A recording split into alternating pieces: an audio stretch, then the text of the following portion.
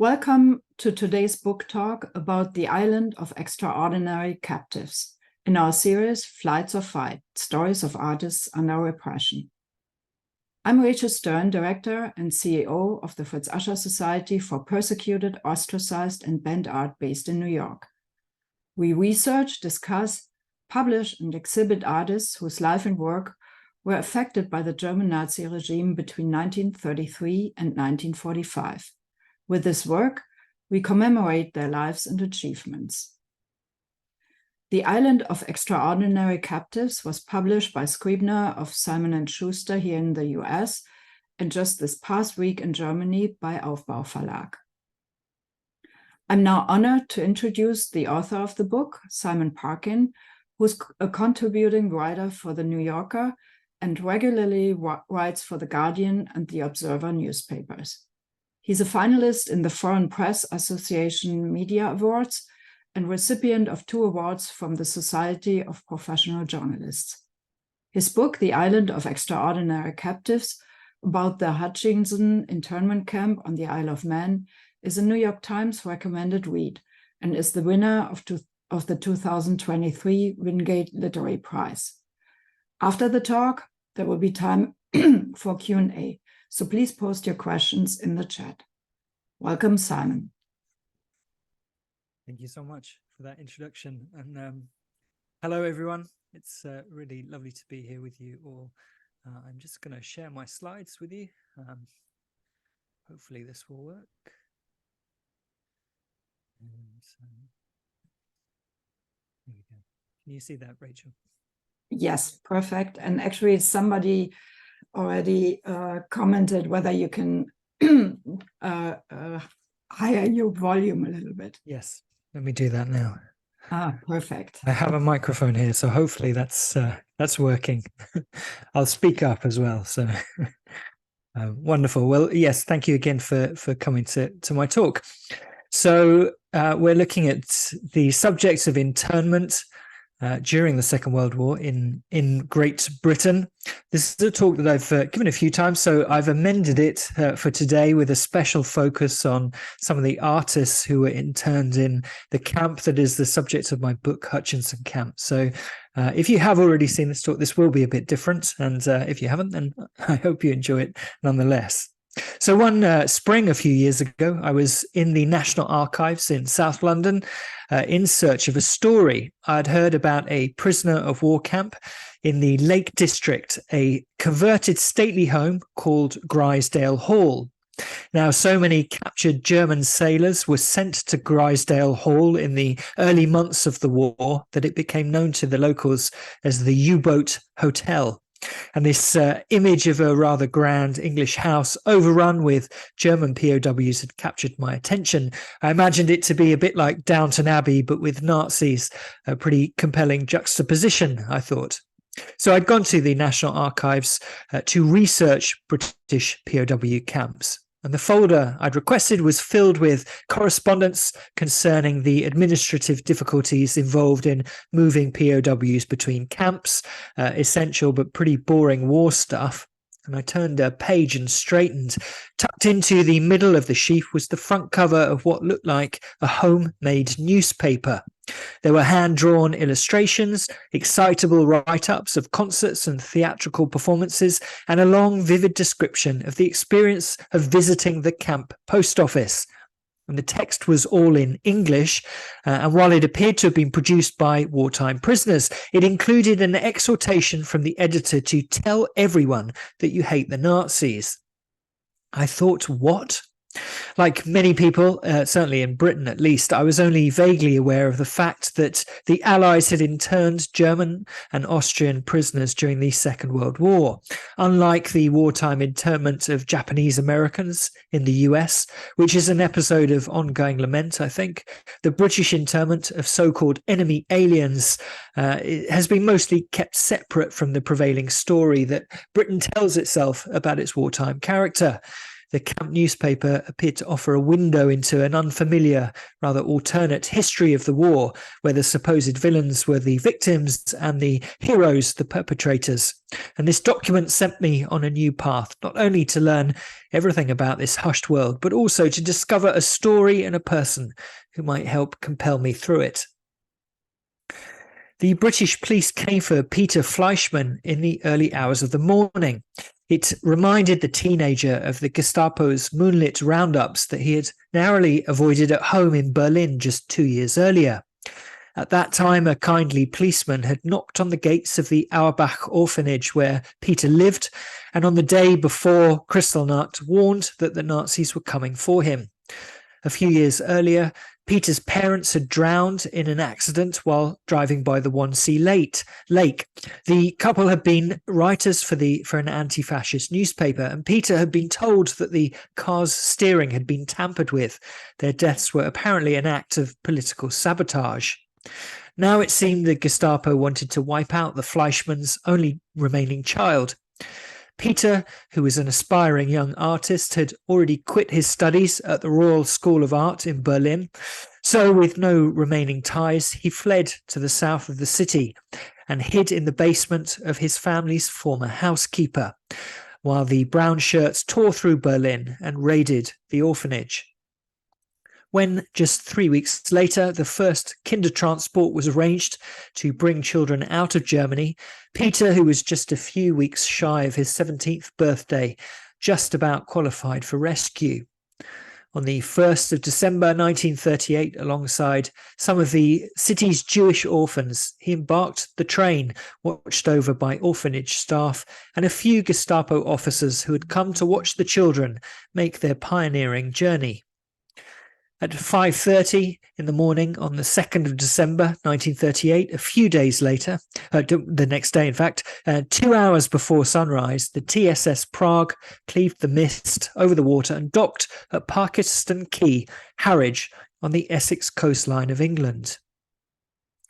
We can see here some footage from that day, the 2nd of December 1938, because this was the very first Kindertransport consignment of young people. The world's press had come out. This is some raw Pathé news footage of the children arriving and disembarking. And we can see here Peter standing with his large art folder. He's still got his identification tag around his neck, but he's quite a bit taller than some of the other children in this shot, as you can see, being nearly 17 years old. There he is on the left of the shot. When the children arrived, they were taken to a holiday camp. If you've ever been to one of these in Britain, it's a bit like Butlins, so some sort of rudimentary accommodation, but near the seaside. And straight away, the children get on with playing some games. Here they're enjoying some table tennis, and there's Peter shouting on the girl who's playing there. So Peter, as I said, had dreamed of being a professional artist and had even had a couple of commissions while in Germany. And now he was taken on by the owners of a Manchester business in the north of England that specialised in colouring old photographs of soldiers who had died in the previous war. This couple provided Peter with employment and a room in their home, and the hours were long and the conditions, a basement filled with rats, were insalubrious, but the work was artist adjacent, and Peter reasoned it might provide him with the experience he needed to attend art school in England. In Whitehall, however, the debates surrounding the reports from Holland when Hitlerites were rumoured to be disguised as refugees who had supported, apparently, the Nazi invasion at Rotterdam, these discussions in government soon derailed Peter's plans. Winston Churchill, during his first cabinet meeting as Prime Minister, agreed to the internment of all male enemy aliens. That's the official title at the time given to anyone of the enemy nationality living in the country at the time. So the ruling that came out was anyone between the ages of 16 and 60 living within the seacoast counties of Britain was to be arrested and interned. The protected area on the coastline where the arrests were made were where, in the event of a Nazi invasion, a spy could theoretically cause the most harm. And men were to be interned regardless of what category they'd been bestowed by tribunals several months earlier. So every refugee who had come to Britain had to stand in front of a senior member of the judiciary and give an account of themselves, why they'd come to England, how they'd come to flee Europe. And then they were given a ranking, category A, B, or C, depending on their perceived risk to Britain. Category A's being supposedly Nazi supporters or communist supporters, category C being genuine refugees, and category B's being everyone over whom there were perhaps question marks. So regardless of what you've been given now, if you lived in this protected area, you were to be arrested and placed in an internment camp. So on the 12th of May, 1940, Scotland Yard's fleet of motor cars roared out of the headquarters. Many of the officers dispatched that day had been unaware of their task until they arrived at work that morning. But by the end of the first mass roundup, around 2,000 refugees had been taken into custody and handed to the military authorities to be taken to internment camps. The Home Secretary, John Anderson, was opposed to this policy in the early weeks and months of the war, and it was a position that he hoped to hold, he wrote, until the war begins to go badly. In fact, earlier in 1940, he had written to his father of the danger posed to justice by an outbreak of national paranoia. In wartime, he wrote, people are easily worked up. A spy scare can be started at any time as a stunt. Now, with German troops in France and the threat of enemy invasion of Britain looming, and newspapers stewing with reports of fifth columnists around the country, Anderson was forced to concede that there were various bodies and groups of persons in this country, he wrote, against whom action will need to be taken, including the refugees. Throughout May, the protected area began to expand from coastal counties inland, until no one in Britain was safe from the threat of immediate arrest and indefinite internment based on nothing more than their nationality. Internment was in the best interest of the internee, Winston Churchill argued, since public temper means that such persons would be in grave danger if left at liberty. This argument echoed that made by the Nazi officials to justify the arrest of their political opponents in recent years.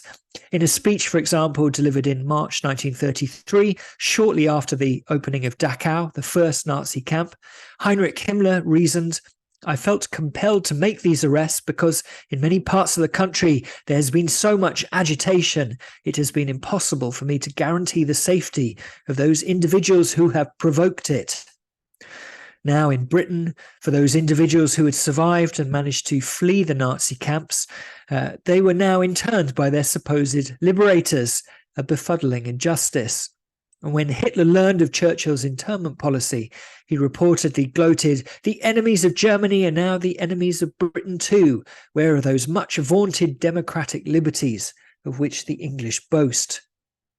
Status and class, those twin armaments of privilege, provided little protection. Nazism in the recent years had pushed a wave of luminaries towards Britain, and now these Oxford University professors, these surgeons, dentists, lawyers, and even celebrated artists were all taken into custody. For example, the police arrested Emil Goldman, a 67-year-old professor from the University of Vienna, in the grounds of Eton College. And at Cambridge University, dozens of staff and students were detained in the Guildhall, including one Prince Frederick of Prussia, a grandson of Queen Victoria, who, while interned, received food packages from Fortnum and Mason, allegedly paid for by the royal family. That year's Cambridge law finals nearly had to be cancelled because one of the interned professors had locked away the exam papers and taken with him the key. In the early hours of the 5th of July, a Black Maria pulled up at the presage home of Albert and Gertrude Ripkin, who had taken in Peter Fleischmann and given him work. Peter awoke to the sound of knocking. The officer's instruction was curt and urgent. Get your clothes, come with us. Neither a soldier nor a criminal, Peter, who was one of 90 aliens and refugees arrested by Salford police that morning, was denied the civil rights that even convicts enjoy: no charge, no trial, and no bail. None of his story seemed to matter, not the fact he had been orphaned and made homeless by the Nazi regime, nor the fact that he had been brought to England as a destitute child, or that he had been carefully interviewed by Lord Chief Justice Reynard Goddard, one of the most senior judges in the land, and deemed to pose no security risk. In this new reality, subject to the British government's panicked measures, only Peter's nationality mattered. Buffeted along a twisted road by the wind of history, he was once again unwelcome and homeless.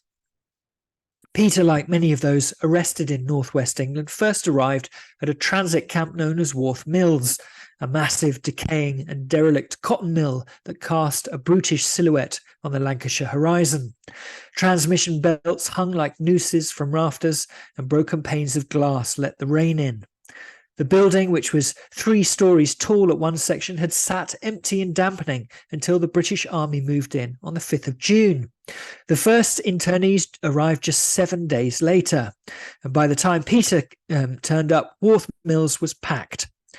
Inside, British soldiers under the command of a retired officer, Major Alfred Braybrook, sat behind a row of tables ready to check the men's belongings. On Peter's turn, a private grabbed his bag and tipped the contents onto the table, while a seated officer thumbed through his wallet. Peter assumed that the soldiers were searching for any items that might be used as weapons, but it soon became clear that anything that was valuable was in danger of being confiscated. Just as the Nazis had robbed many of these men of their valuables, so the British officers now took chocolate, cigarettes, writing paper, and even typewriters, and distributed these items among themselves in full view of the looted. In Walworth Mills, 2,000 internees shared a single bathtub and just 18 water taps, a limitation that soon enough forced almost every man to give up on shaving and encouraged some to rise as early as 4 o'clock in the morning to avoid the rush for the facilities. Laundry could be washed in an empty room, but without soap or drying facilities. Clothes and blankets often emerged as dirty as they had gone in. And there was no sewerage system in place, so the lavatories amounted to just 60 buckets housed outside beneath an oblong tent. Conditions in the camp were considered by the numerous German doctors among the inmates to be a liability for the spread of disease. They wrote and co-signed a memorandum of complaint to Major Braybrook. Dr. Simon Isaac, who was a former professor from the University of Frankfurt and who had overseen makeshift hospitals on the Russian front during the previous war, wrote that he had never seen a place less fit for the accommodation of human beings. To be imprisoned in a building not even fit for beasts, another internee wrote, had a profound effect on the men's view of the country that had offered them sanctuary.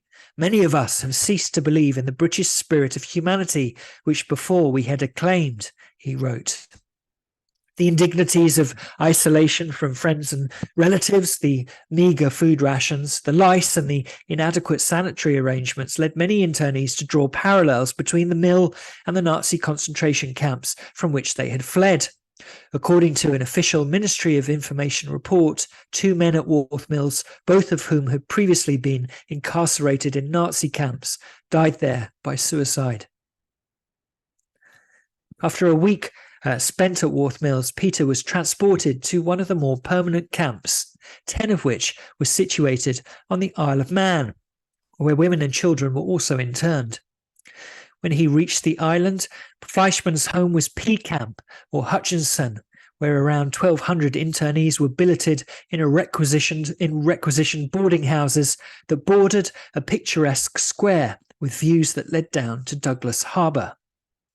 After the indignities of Walworth Mills, Hutchinson had a bucolic quality, which at times felt like something akin to a holiday camp. Hutchinson Camp opened on the 13th of July, 1940. Just 2 days later, some men emerged from their boarding houses carrying chairs and ladders, which they then set up around the terraced lawn. These men began to beckon passers-by, and when each of them had a small crowd, began to hold forth on his specialist subject. Soon the lawn became filled with speakers and their various audiences, like, as one observer put it, a scene from ancient Athens. A listener could wander freely between subjects from Greek philosophy, the industrial uses of synthetic fibres, to Shakespeare's sonnets. Before he had transferred to Hutchinson, Bruno Ahrens, a German architect who had, during his illustrious career, designed Berlin's highly influential modernist housing estates, had organised lessons for the schoolboys in his previous transit camp. Now at Hutchinson, Ahrens recognised the illustrious group of teachers in his midst. He approached the camp commandant, a former advertising executive named Captain Daniel, and requested permission to organise a formal schedule of lectures. Daniel, who was known as Danny to his friends, offered Ahrens a room on the first floor of the camp's administration building. And together with his assistant, Dr. Klaus Henriksen, a young art historian, the pair began to assign daily lectures, organise theatre and musical performances, and most urgently, arrange lessons and tutorials for the young internees to prepare them for the exams that they would hopefully still be able to sit when they were released. Ahrens christened the outfit, which was founded just 4 days after Hutchinson opened, the Cultural Department. But Captain Daniel, having learned that his charges included a considerable number of eminent academics, insisted that it be known as Hutchinson Camp University. The department's remit was wide-ranging, programming lessons, arranging the borrowing of books from local and mainland libraries, and securing art supplies and musical instruments, as well as organising teaching of English at all grades of knowledge. There were men who would spend their days endlessly playing cards or poker or smoking cigarettes, not moving until the next batch of food parcels arrived. But for those who chose to participate in this cultural schedule, there were rich rewards.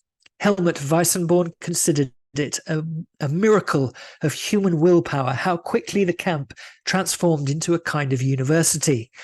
And in the lawyer-turned-painter Fred Ullman's estimation, it was the best I had ever attended. Efforts weren't limited to academic pursuits. Captain Daniel proved to be a benevolent overseer. At the urging of his frustrated artist wife, Daniel, who was himself a keen photographer, provided materials and studio space for the artists in the camp. He even hired in a grand piano for an outdoor matinee performance by the interned musician Marjan Ravitz. Just as an aside, when Ravitz was asked to if he'd like to perform in the camp, which Captain Daniel was eager for him to do because there was quite a lot of competition between the 10 camps on the island, Ravitz went round and he first said, "I will need a Steinway for this," and Daniel said, "Can't you go and try some of the 10 or 11 pianos that are already in the boarding houses?" And Ravitz went around trying them all out and sort of complaining about their shortcomings. And one of them even broke, apparently, under the force of his playing. So eventually Captain Daniel relented and managed to secure him a piano for the performance. The many celebrated artists in the camp produced and exhibited works of art across various disciplines, while the journalists, of course, published their fortnightly camp newspaper, which featured news, articles, fiction and illustrations, all edited by Leo Freund, who gave himself the pen name Michael Corvin. Interestingly, while I was researching the book, I spoke to Michael Corvin. So that wasn't this Michael Corvin, but his grandson, who adopted or was given his pen name, Michael Corvin. He's now a rocket engineer for NASA. In London, campaigners such as the MP Eleanor Rathbone, Helen Rota, who was husband of the wartime artist Carol White, who some of you may be aware of, and was secretary of the Artists' Refugee Committee, and the self-effacing Quaker Bertha Bracey worked to secure for the internees in Hutchinson and elsewhere books that would enable them to open a library. And there, Lewis Carroll's Alice in Wonderland and Daphne du Maurier's Rebecca proved to be the most borrowed titles. They also secured for the internees a table tennis table, and in time a shop where the internees were able to buy supplies and even alcohol. There were dozens of clubs for special interests, including ones for Spanish, French and Norwegian speakers, a Collegio Dante for fans of the Italian poet, and an English section run by the journalist Ludwig Elster for those who wished to become better acquainted with English life and institutions. Professional actors and film directors inside the camp staged productions of, among others, A Midsummer Night's Dream and Of Mice and Men. In all areas of theatrical production, ingenuity had to compensate for deficiency. Some of the technical-minded members of the group fashioned stage lights out of old jam jars, which had a silvery reflective surface on the inside. And while they didn't have a dimmer switch, the stagehands were able to connect a strip of additional light bulbs to the same circuit, kept in the wings out of sight. And by switching this additional circuit on and on, they could control the brightness of the stage lights by screwing and unscrewing additional bulbs into the circuitry. And this enabled the team to create the effect of a sunrise or a sunset. Representatives of the technical school in House 36 installed a speaker system throughout the camp. This was co-designed by Dr. Hans Rothfels from St. John's College, Oxford, and consisted of 2,700 yards of wire, which fed 53 speakers, leading to each house's dining room. And it enabled the broadcast of radio programs from the BBC. Soon internees were using the radio system to broadcast their own talks, English lessons, and even entertainment written inside the camp. Occasionally, vinyl records were played, and the system also enabled Captain Daniel to relay messages from his desk to the entire camp. Daniel warmed to this role and would routinely announce the latest cricket scores to the bewildered European internees. Sometimes tipsy from afternoon drinks, he would address the men in rather garbled officer's English. The artist soon established a semi-exclusive artist cafe, which was housed in a laundry room extension of House 19, as it was then. With its whitewashed walls and bubbling paint, water taps and washboards, the venue lacked the sophistication of the continental cafes that the men were used to, but the room was sizable, and when some trellis tables, chairs and stools had been arranged inside, provided a relatively comfortable space for afternoon meetings, conversation and poetry recitals. For Peter Fleischmann, who had no ties to the outside world, Hutchinson provided the artistic education that had been cut short for him by the Nazis. Shortly after his arrival in the camp, he spotted a rather strange-looking artist sitting in the corner of the square. He watched this man as he stopped people as they walked past and offered to sketch their portrait in as little as 5 minutes for a small fee.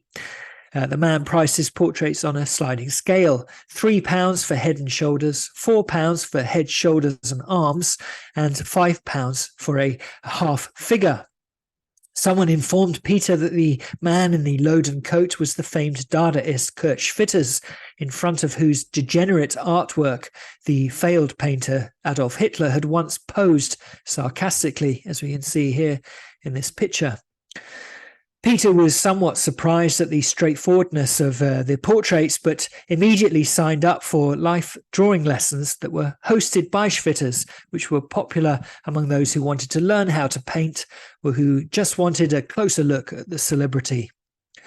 Under Schwitters' guidance, Peter began to paint still life canvases and depicted items in his immediate vicinity: his shoes, his knife, fork, plates, and flowers.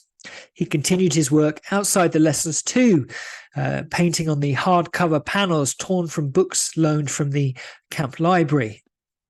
The sculptors Paul Hamann and Jörg Ehrlich showed him how to smuggle clay dug while out on an escorted walk in the local hills back into the camp, and then how to remove the gritstone sand from this clay and use it to cast. The woodcarver Ernst Müller-Blensdorf showed Fleischmann how to sculpt blocks of firewood. I had always wanted to paint, and here at last was the opportunity, Peter would later recall. I had a chance to learn from morning to night, every day. Peter was in fact a fast learner, and when his painting of his shoes won first prize in a camp art competition, he soon caught the attention of the other artists. I shared the conviction of the older artists in the camp that here was a natural talent, Hinrichsen noted, a born artist who just could not stop himself from working and from learning. Peter's skill resulted in a rare invitation to visit Schwitter's attic studio in House 19. Peter went up the stairs and arrived at a rather anarchic scene. The floor was a slum of discarded plates, pieces of stale bread, and greening cheese. In one corner, the artist had built a blanket fort under a table with a mattress hidden inside. And elsewhere in the room, there were stick figures carved from the legs of the piano that had collapsed under the enthusiastic playing of the concert pianist Marian Ravitz.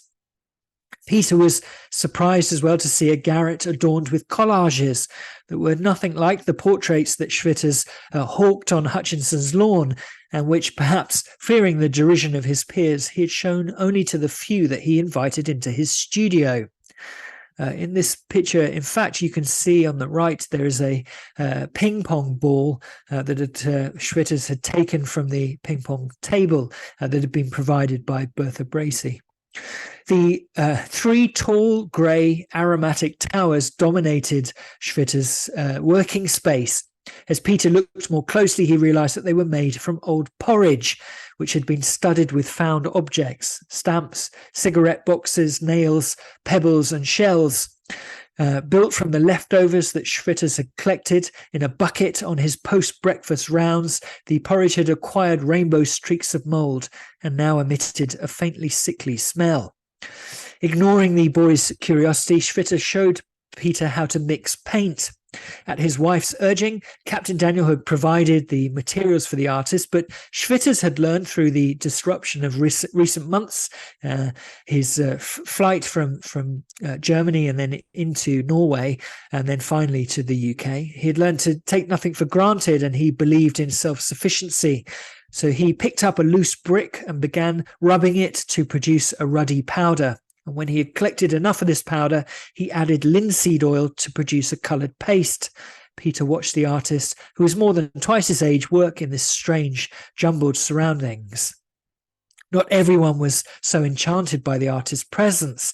The patience of Schwitter's housemates in House 19, which had been tested by Schwitter's pretending to be a dog at night when he would bark dialogue with another man in the square, had finally snapped when residue from the porridge sculptures began dripping through the ceiling onto the lower floors.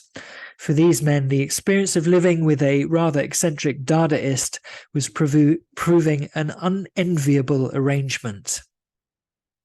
In November 1940, the artist staged a major exhibition in the camp, which was timed to coincide with the opening of a new hall building, built next to the camp laundry and above the canteen. It was Klaus Hinrichsen's privilege and burden to choose which works by which artists would be shown, all while ensuring that the space did not become overcrowded, and without bruising the rather delicate egos of the competing artists who were, when it came to exhibitions, used to having things their own way. It was, Hinrichsen wrote, a nightmare. No artist is ever satisfied with the number of his works accepted, nor with the space where they are shown. Hinrichsen took a generous approach to his selection, as well as his preferred artists. He also selected pieces from those artists whose work he enjoyed far less, such as by one Fritz Kramer, whom Hinrichsen considered to be a better bridge player than a painter.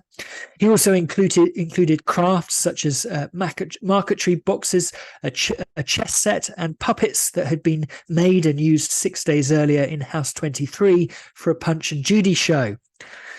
The businessman Hans Gusfeld had whittled tent pegs into crocodile letter openers. We can see them here to the right of the door. And he had been encouraged by another artist in the camp, Hermann Feckenbach, to enter his designs into the art exhibition. So Hinrichsen welcomed this expression of folk art and hung them on the wall. For the camp's commandant, Captain Daniel, the exhibition was testament to the creative environment that he had helped to foster in the camp at his wife's urging. He was, as Fred Ullman recorded in his diary that day, very pleased very pleased with the exhibition and warmed to the role of patron. And as he toured the art exhibition, he began to make some critical pronouncements on the work. I'm sure we can imagine how that was received by the artists. The commandant explained that he disliked the distorted limbs that could be seen in Eric Kahn's drawings and etchings, and Fred Ullman's gloomy grey scenes of imprisonment that featured a child clutching a balloon were, the camp commandant said, rather depressing. Kurt Schwitters, he concluded, was the undisputed master of the exhibition, and he urged the other artists to learn from his portraits. For Peter, this event presented an opportunity to produce and exhibit work alongside many of Europe's finest artists, a rather unimaginable prospect outside the camp's reality. 4 of Peter's works were chosen for display. And that Peter had been able to exhibit was testament to the care and support that he had found in Hutchinson camp. Despite the cultural richness in the camp, depression was rife as the men waited for news of their loved ones, worried about their businesses outside the camp, and obsessed over freedom.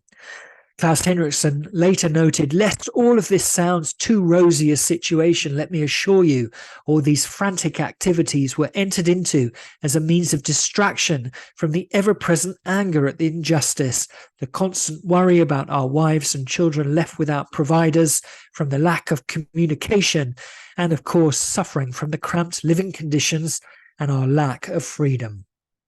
In the autumn of 1940, the British government released a white paper that outlined several categories under which internees could apply for release. Those who were too young or too old, too infirm, or who already had permits to work in positions of national importance could apply to be freed. The artists, however, were not included until later revisions, and even then they had to prove that they had achieved distinction in their chosen field. As Helen Rota, secretary of the Artist Refugee Committee, put it to the director of the National Gallery, "Do you think the criteria could be stretched to include the poor souls who have been too busy being hunted to achieve distinction in the arts?" In Whitehall, attitudes to the mass internment policy had shifted, hastened by the news of the sinking of the SS Arendora Star, when 650 men, including German and Austrian refugees and Italians as well, who had been deported to Canadian internment camps, were drowned after a U-boat torpedoed the liner. It was a shipping disaster with one of the gravest losses of life of the Second World War. The economist John Maynard Keynes, an advisor to the government, claimed that he had not met a single soul inside or outside government departments who is not furious at what is going on. Undoing the mess, however, was proving time-consuming and complex. In the early months of internment, the fact that so many brilliant men of anti-Nazi beliefs had been interned highlighted the absurdity of the situation. But as the autumn nights grew longer, any sense of delight clotted into dismay and bitterness, as one by one the camp emptied of its more celebrated individuals. Fred Ullman wrote in his diary, "The weeks until Christmas and afterwards seemed to be one endless gloom and depression. Every day I waited in hope and fear until 5 p.m. when the names of the released were announced, only to crawl back to my room, too miserable to eat." Schwitters, for all his creative output, experienced pendulous mood swings. "Haven't I lost enough?" he mourned in one poem, and in another, written for his wife, he described the grim monotony of his life in the camp. "I am a prisoner. The days and the long nights fly bleakly past, always the same people, whom I don't hate, whom I don't love." On Christmas Eve 1940, Schwitters attended a camp carol service. Pining for his family, he entered the church building in a state of despair, unable, as he wrote, to believe in love. Inside, he saw 5 candles alight on the Christmas tree, and as the service progressed, a gust of wind snuffed out one of these lights. It was an image that Schwitters, in his melancholic state, found ineffably sad. And as the men around him sang carols, unable to add his voice to the chorus, he wept. By March 1941, 12,500 internees had walked free, representing almost half of those who had been interned the previous summer. And then on October the 7th, 1941, a year, 2 months and 25 days after he arrived, Peter Fleischmann shook the commandant's hand and bade him farewell. The Artists' Refugee Committee had found him a place at Beckenham Art College, where Peter was then reunited with some of his camp mentors, including Helmut Weissenborn, who had taken up a teaching post there. Toward the end of the war, Peter became a translator for the British Army and would return first to Walworth Mills, which had by then had been turned into a POW camp, and then at the end of hostilities to Berlin. There he visited the Auerbach orphanage, which had been turned to rubble during an Allied bombing raid in the winter of 1943. The destruction of the orphanage had begun some time earlier, however. On the 19th of October 1942, the 21st East Transport carried almost 60 Auerbach children aged between 2 and 16, along with 3 of their carers, to Riga in Latvia. And in a nearby forest, SS officers executed each member of the group. The following month, the remaining Auerbach children left Berlin on the 23rd East Transport. This train went to Auschwitz, and none survived. After the war, everything of which Peter had dreamed since he was a young, aspiring artist at the Auerbach orphanage would come true. Under his adopted name, Peter Midgley, he was accepted into the Royal College of Art in London, where he graduated with first-class honours and as the top fine art student his year, rewarded with the RCA's prestigious Rome Scholarship. He became a professional artist, securing commissions to create works for British government departments, Oxford, Warwick and York universities and the Royal Navy. Nothing bettered the training he received at Hutchinson, however. Everything thereafter, he later said, was just a recap. While the internees had been relatively comfortable, internment was a near constant misery for many of them, one that, as the Oxford academic Paul Jacobsthal wrote, caused a trauma. At least 56 internees died in internment on the Isle of Man, many to suicide. And while Peter Midgley's life was transformed by the people he met there, the episode also triggered feelings of abandonment that would haunt his dreams. Once or twice a year, he would experience the same recurring nightmare. He was back in the camp. Everyone around him was released until finally he was the last one there, permanently forsaken. Peter was just one individual in a camp that at its most populous numbered more than 1,200 captives, each man with his own history and legacy. And Hutchinson was just one of dozens of camps around Britain, Canada and Australia. The combined total of internees stretched into the tens of thousands. Of course, most of these men were not professors at world-famous universities or musicians summoned to play for royalty or artists who had exhibited across European galleries. Hutchinson's population was, much like any other rather random cross-section of society, a mixture of factory workers and artisans, teachers and intellectuals, doctors and mechanics, builders and chefs. And yet, placed in these unusual circumstances, this rather ordinary cross-section of society achieved the extraordinary. Together, they turned a prison into a university, a camp into a cultural centre, a boarding house into an art gallery, a jumble of wires into a broadcast station, a lawn into an amphitheatre. Hutchinson became a microcosm of civilization, and its extraordinariness lay not in the accolades of each individual captive, but in how, as a collective, they embodied humanity's better urges, even while besieged by its baser ones. Thank you very much. Thank you so much, Simon. This was a very, very, very rich lecture. Thank you. And I'm sure there's so many questions now. I'm getting the first notes here. Thanks, Simon, for a fantastic and informative talk. So I'm sure there are many questions. Please post them, everyone, so we can ask them. Yeah. I mean, Simon, one question that came to me, like you said, there were about 10 camps on the Isle of Man. Was there any, and you said that there was some competition in terms of how they were run. Was there any interaction or not at all? Yes, there was. So there were, as I said, 10 camps on the Isle of Man. That number, some of the camps closed and they were amalgamated as the months went by. But certainly in the early months, there was a lot of intercamp rivalry. This was actually mainly between the British officers in charge of their camps who wanted to have the best camp, perhaps because they wanted their camp to not be closed down as the months went on. So there were football matches between the internees at certain camps. They would occasionally meet up to go to the cinema, to theatrical performances, and the Captain Daniel, or he became Major Daniel toward the end of 1940, would invite the other commandants to come and see some of the events in Hutchinson. So, for example, that matinee performance, I think the other commandants from the other camps were invited. And it was, certainly a little bit of showing off there, I think. Yes. So how came that so many camps were on the Isle of Man?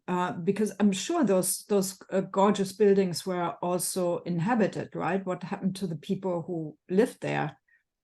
Right, so the boarding houses at Hutchinson were typically holiday homes, bed and breakfast for people to come and stay in the summer months. And early in the war, the British government requisitioned them, and they paid the landladies a stipend for the use of them. So I suppose, perhaps in the beginning there was a certain, there was an eagerness perhaps for the landladies to hand them over because they knew that they would get a guaranteed income. But of course, after the war, there were some complaints that the damage done perhaps to their buildings was, insufficiently refunded by the government and things like that. The reason that the Isle of Man was chosen was because it had been used during the First World War as well as for internment. And so even though after that was something of a debacle as well, and the British government vowed never again to use internment camps, but of course circumstances changed and they went back to the Isle of Man. It's a suitable island for imprisonment because it's in the middle of the Irish Sea, very difficult to escape from, although there were a few attempts. And in fact, one boat managed to get almost as far as Ireland before it was picked up. But there were very few actual escape attempts, because it was difficult to escape from. But it was a suitable place. But this, in fact, was a cause of great anxiety for the internees in the early weeks, because there was really a widespread belief that Britain was on the verge of being invaded by the Germans who were in France just across from the Channel. In fact, it seemed, the fact that Britain wasn't invaded is very strange, really, with hindsight. And so, yes, there was a great deal of worry, particularly among the Jewish internees, that the British have already rounded us all up in camps ready for the Nazis to ship back to Germany when they arrive. So, there was definitely some anxiety about the fact that they were on the Isle of Man. Yeah. So were there, Judith is asking, were there any protests from English citizens and internees' families? Any attempts to at trying for freedom through the courts against the government's actions? Yeah, so this was a very contentious policy. It was hugely debated in Parliament, as you might imagine, as it might be today, if in the same circumstances. And there were, as you imagine, people on both sides of the argument. Those who said, yes, there will definitely be innocent people and refugees among these who are genuine, who are who they say they are, but the risks are so great. Why don't we just put them all behind barbed wire and we can sort it out later? And then, of course, there were other people who said, how can you do this to traumatized people who are fleeing their lives and their families, who have already undergone such difficulties, and now they're being arrested by their supposed country of refuge and sanctuary.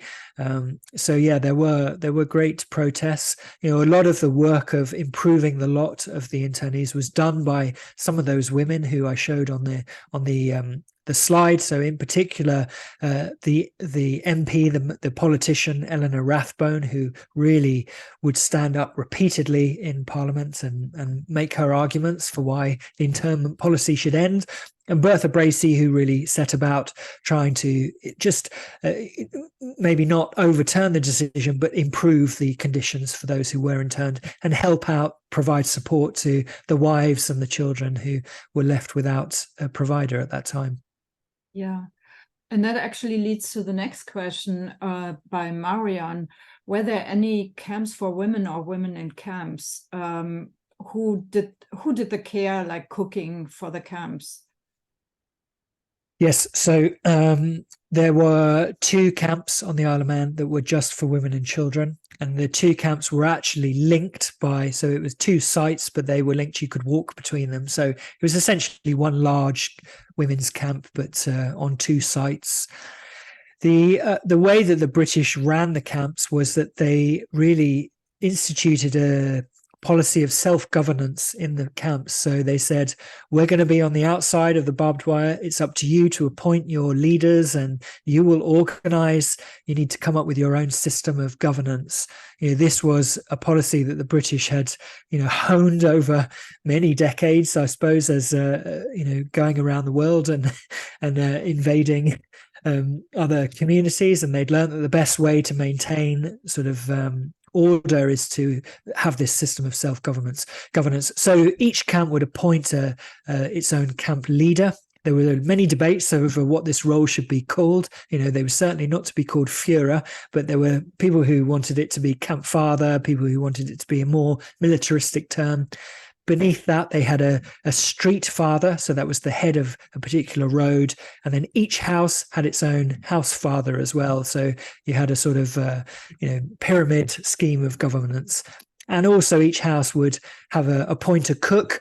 So that would, in some cases, that would be, thankfully, a professional chef who had been interned. But in many cases, it wasn't. It was just whoever, was able to do some cooking. And each day they would go and collect a dustbin that was full of the day's rations, and then would have to make the meals from that for the 30 or so men that in the early weeks of the internment were in the camps. So you can imagine, there was a great deal of variance in the kind of food and the meals that were provided. Yeah, wow. So Stephen is asking, what were the conditions of the camps in Canada and Australia? Were people allowed to settle in those countries or all sent back to Great Britain? Like, how was that handled?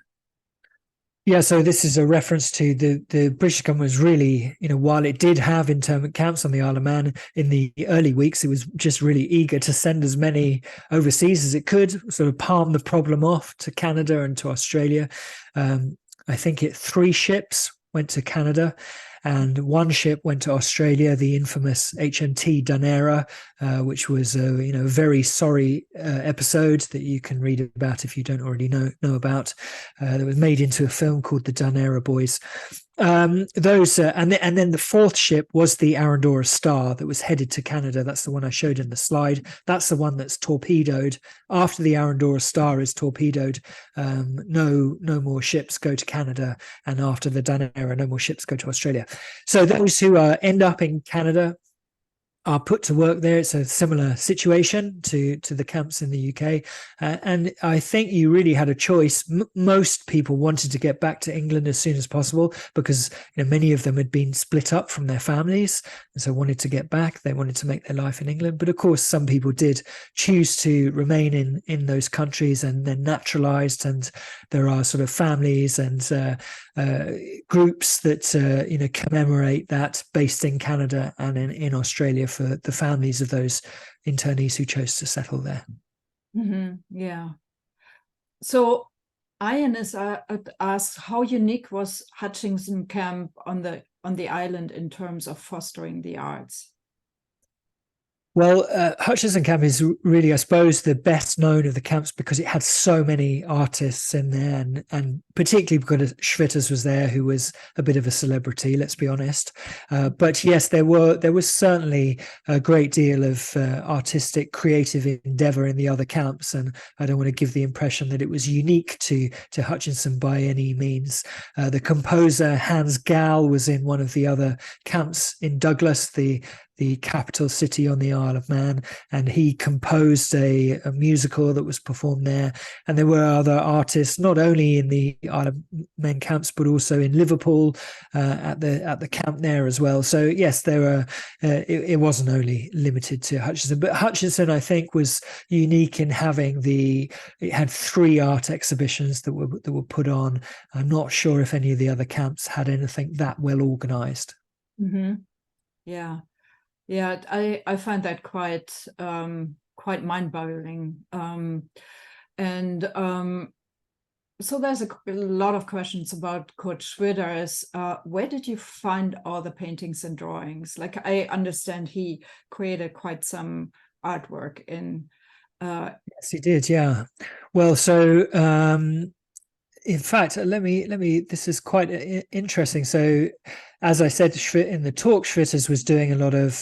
He was obviously doing lots of portraits in the camp as a means to earn some money. This picture here that you can see here. So this is I was giving a talk about 6 months ago, and a lady came up to me at the end of the talk, and she said, "I have a Kurt Schwitters that I think people don't know about. It's of my father." And he was interned in Hutchinson, and her family owns this portrait that was done by him. So the way in which verified that and found verified artworks that were made by Schwitters in the camp was to get in contact with the Sprengel Museum in Hanover, which is from where Schwitters was from, and to speak to the curator there. And she was able to provide me with her catalogue raisonné of the works that are known to have been produced by Schwitters in the camp, and we were able to verify that this was a true Schwitters, and that's now been added to that list as well. So yeah, but he did produce, I think, around 200 works. Not all of them have been found. There are in some of the photographs that I've shown you, we can see, in fact, there's one portrait of someone wearing academic robes that's by Schwitters. That is, we know who the person sitting in the picture is. We know it's by Schwitters, but no one knows where it is. So yeah, these paintings are still out there. The subtitle of the book as well is it refers to a spy, and one of I've not got into it in this talk because there's not enough time, but one of the big plot lines in the book is about this one particular character in the camp and whether or not he is a spy or the person who he says he is. He was painted by Schwitters as well, and we were able to verify that it's this person in the camp again through the writing of the book. So yeah, we've uncovered some new Schwitters through this process as well, which has been really, really exciting. But by no means is that work finished. Yeah, so I hope occasions like this and programs like this help more information coming forth. That's for sure.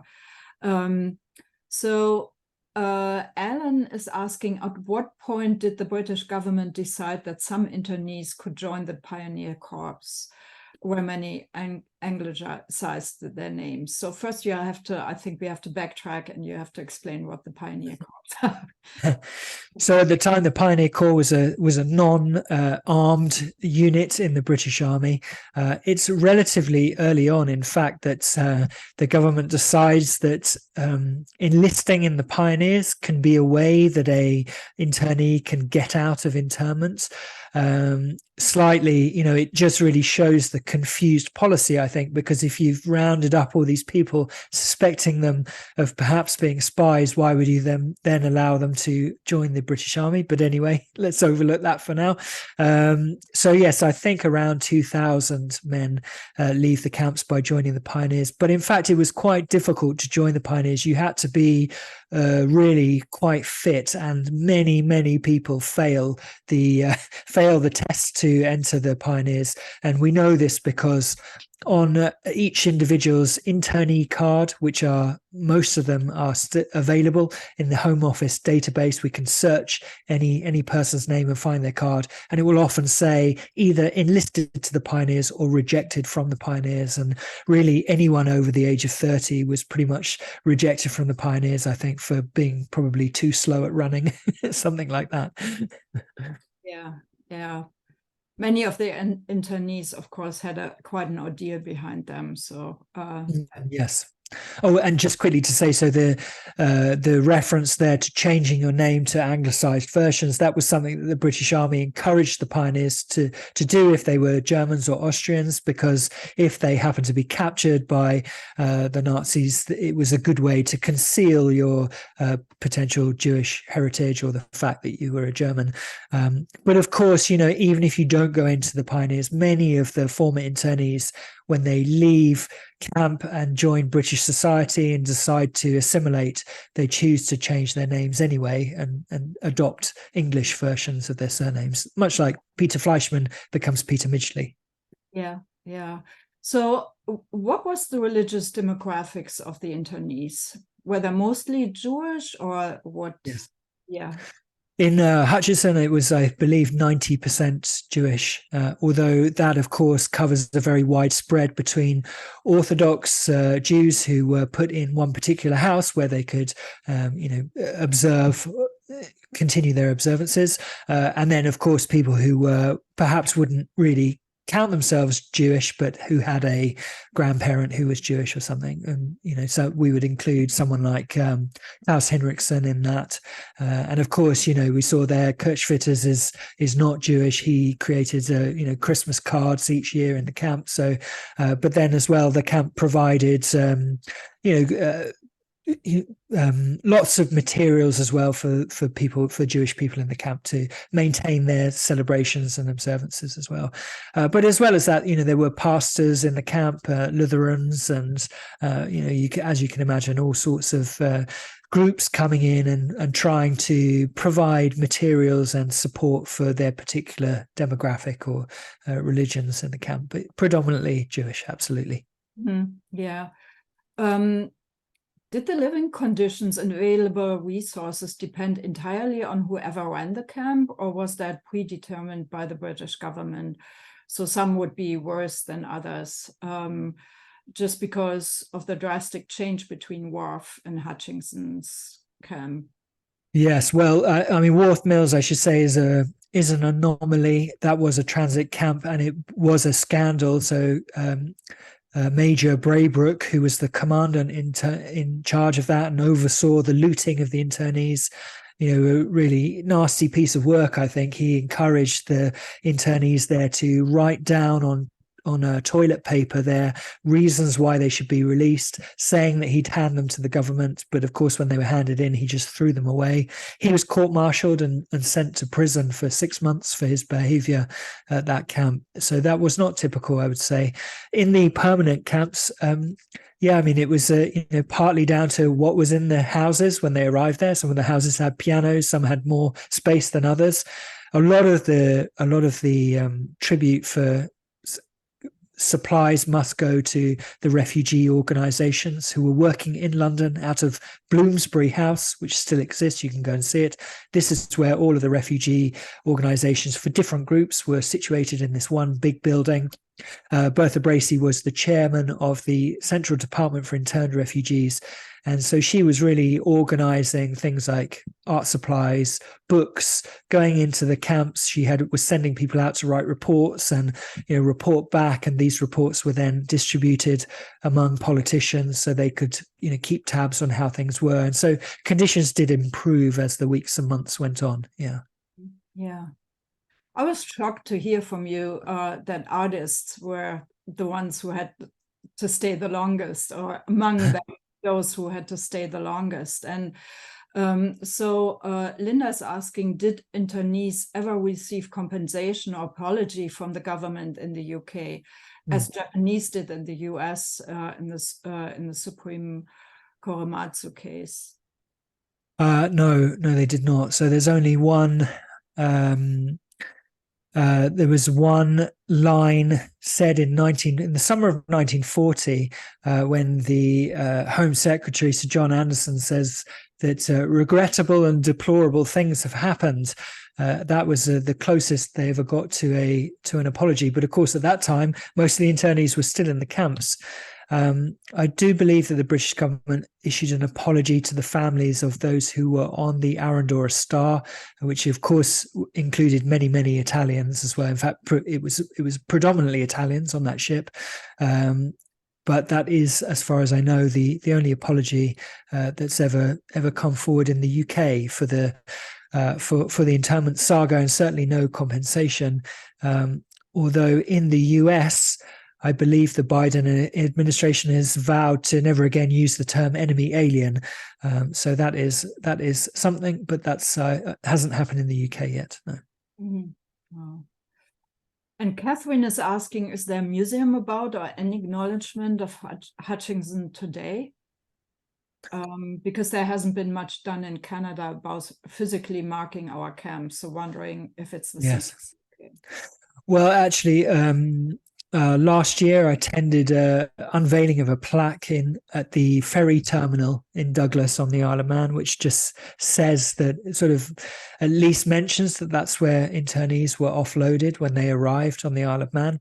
And Hutchinson Square really is quite unchanged from 1940. In fact, you can sort of hold up the photograph, some of the ones that you've seen in my talk, as you stand in there, and it looks identical, really.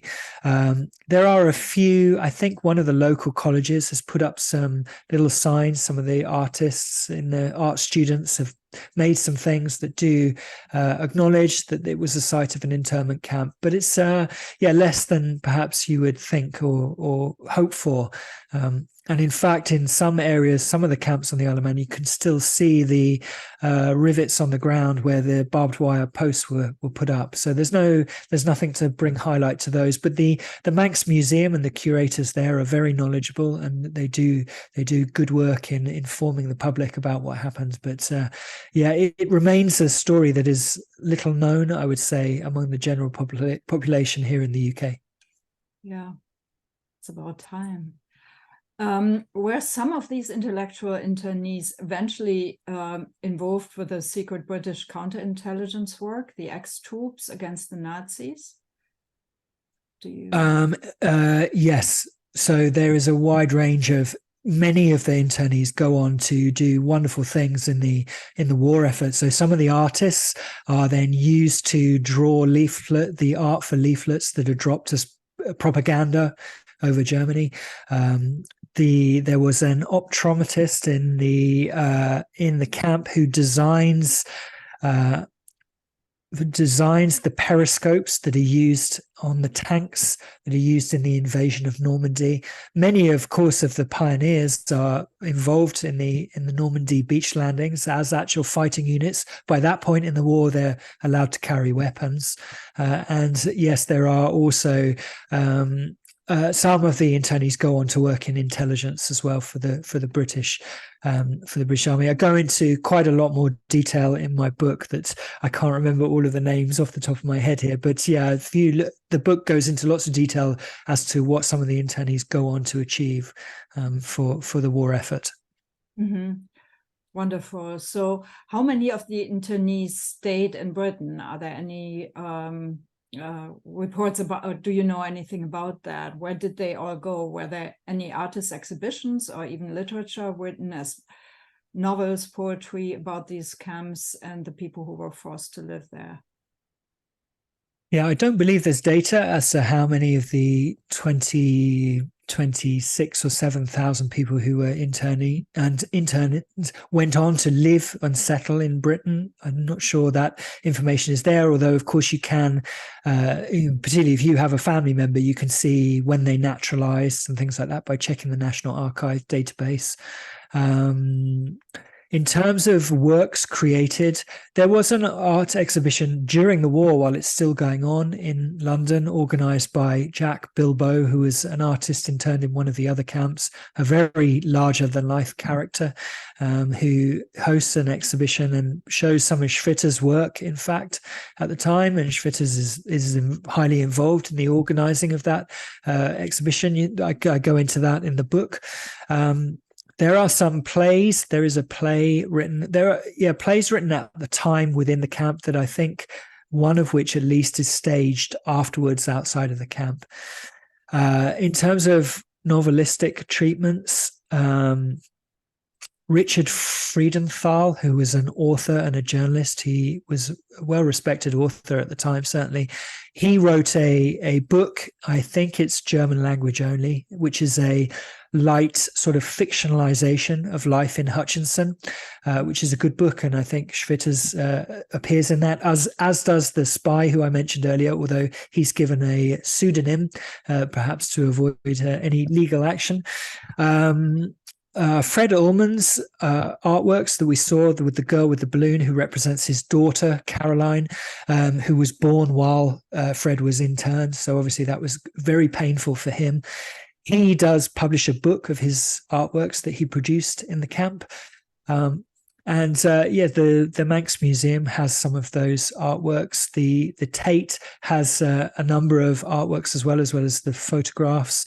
But there's no central place really to go and see artwork created inside the camps. Although there have been efforts by the fantastic Insiders Outsiders group, which produced a book and an exhibition and a program of lectures to try and bring attention to many of the artists who came to Britain, some of whom were interned. It's a little scattered at the moment, I would say. Yeah. Yeah. There are so many more questions. I think I can only recommend everyone to buy your book. And I want to conclude actually with one question that Stephanie has. What specifically drew you into these stories and your call to research and write this book? Well, I was just...